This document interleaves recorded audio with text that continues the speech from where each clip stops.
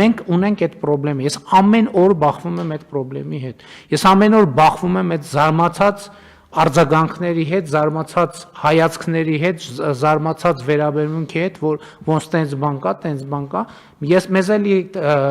մենք սխալվում ենք, մեզ թվում է, որ այս կառավարության նիստն է երկրի բարձրագույն գործադիր իշխանությունն է, հիմա ասվեց ուրեմն վերջ, բոլորը իմացան, կամ ազգային ժողովի ամբիոնից խոսացինք, բոլորը իմացան, կամ բանից խոսացինք,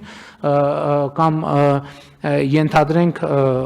հեռուստատեսությամբ խոսացինք, ասուլիսում խոսացինք, բոլորը իմացան։ Հիմա այս ամեն ինչը ոչ մեկին չի հետաքրքրում։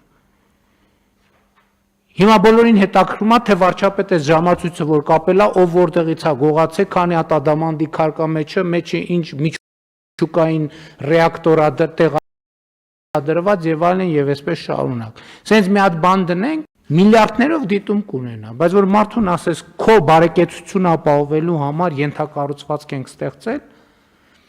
դա չի հետաքրքրում եւ սա Հայաստանի մասին չի մենակ, ամբողջ աշխարհի մասին է, սա տեխնոլոգիական դարի առանձնահատկությունն է, սա նշանակում է մեր պետք է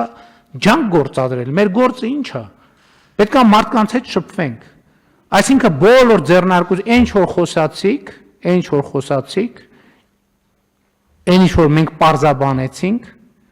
պետք է բոլոր հնարավոր շահառուները իմանան դրա մասին, հրավիրեք նախարարություններ, դուք գնացեք ձեռնարկություններ, կազմակերպեք քննարկումներ, մարզերում, Երևանում, աշխատանքային կոլեկտիվներում,